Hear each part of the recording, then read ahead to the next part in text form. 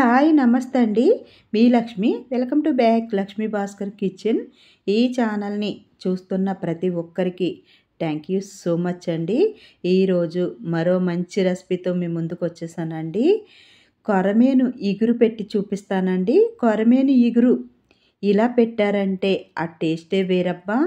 మసాలా పొడి దట్టంగా ఇలా చేసి చల్లి కొరమేను ఇగురు పెట్టారంటే అసలు ఏట మాంసం కూడా సరిపోదండి. అంత టేస్టీగా ఉంటుంది. కొరమేను చాలామంది చాలా రకాలుగా ఇగురు పెడతారండి. కానీ ఒక్కసారి ఇలా ఇగురు పెట్టి చూడండి, మీకే తెలుస్తుంది. ఇంకెందుకంటే ఆలస్యం, మనం కిచెన్లోకి వెళ్ళిపోదాము. నేను 1.5 kg కొరమేను తీసుకున్నానండి. కొరమేన్ని శుభ్రంగా పొట్టు తీసి తోమేసానండి. అసలు కొరమేను చాలా జిగురుగా ఉంటుందండి. కొరమేను చేయాలంటే ఒక 2-3 బిందెలు నీళ్ళన్నా అవుతాయండి. కొరమేను తోమి శుభ్రం చేయాలంటే అంత జిగురుగా అయితే ఉంటుంది. ఇది పెద్ద కొరమేను కాబట్టి మరీ ఎక్కువగా బంక ఉందండి. నేనైతే శుభ్రంగా తోమేసి ఇలా చూసారు కదా, ఇలా పొడి పొడిలాడుతూ ఉప్పు నిమ్మరసం వేసి కడిగేసానండి. ఒక బౌల్లోకి తీసుకుని నేను ఒక 1/2 స్పూను పసుపు వేస్తున్నానండి. 1 స్పూన్ కారం వేస్తున్నాను. కొద్దిగా సాల్ట్ వేస్తున్నాను. కొద్దిగా ఆయిల్ కూడా వేసి ముక్కలకి బాగా ఉప్పు కారం పసుపు అయితే ఇలా బాగా రఫ్ చేస్తూ ముక్కలకి బాగా పట్టించేయాలండి. చూసారు కదా, ఇలా చేప ముక్కలకి ఉప్పు కారం బాగా పట్టించేసి మూత పెట్టి ఒక అరగంట అయితే పక్కన పెట్టుకోవాలండి. అలా పెడితే ఉప్పు కారం ముక్కకి బాగా పడుతుందండి. నేను మూత పెట్టేసి పక్కన పెట్టేశానండి ఒక అరగంట. ఇప్పుడు స్టవ్ మీద ఒక ప్యాన్ పెట్టానండి.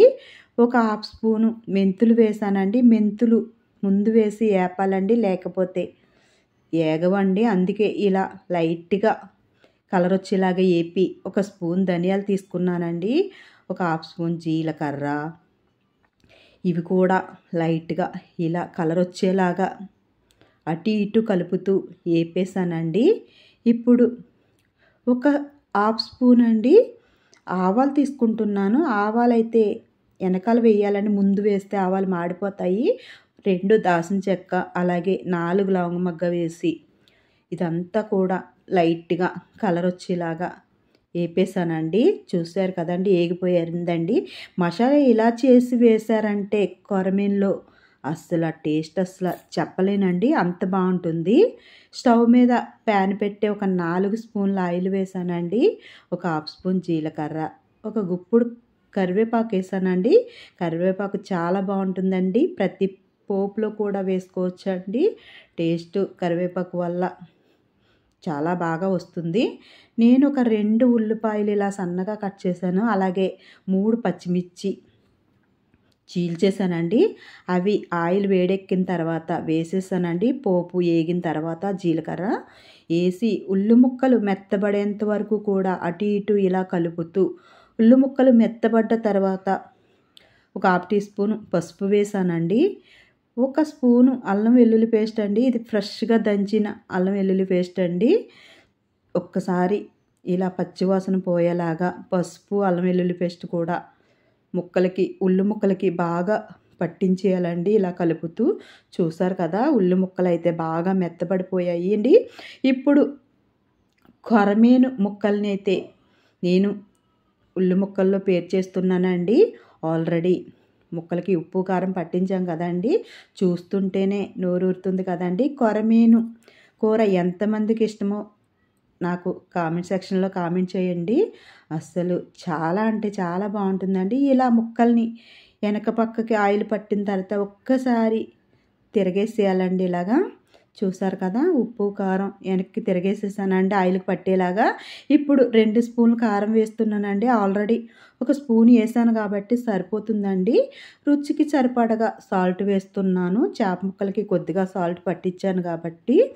ఇప్పుడు గిన్నె కడిగేసానండి, చేప ముక్కలు వేసిన గిన్నె. ఆ నీళ్ళు అయితే వేస్తున్నాను. నీళ్ళైతే ఎక్కువ వేయకూడదండి, సరిపడగా వేసాను. వేసి ఒక్కసారి చేప ముక్కల్ని ఇలా పైకి కిందకి ఒక్కసారి బాగా కదిపానండి. ఇలా కదిపితే ఉప్పు కారం కూడా బాగా కదులుతుంది కదండి, అడుగు అంటకుండా ఉంటుందన్నమాట. ఇప్పుడు ఒక్కసారి అటు ఇటు కలిపి మూత అయితే పెట్టేస్తున్నానండి. మూత పెట్టి ఒక 15 నిమిషాలు ఉడికించానండి. 15 నిమిషాల తర్వాత ఇలా మూత తీసానండి. కొత్త కొత్తలాడుతూ చేపల ఇగురైతే కొరమేను ఇగురు ఇలా ఉడుకుతుందండి.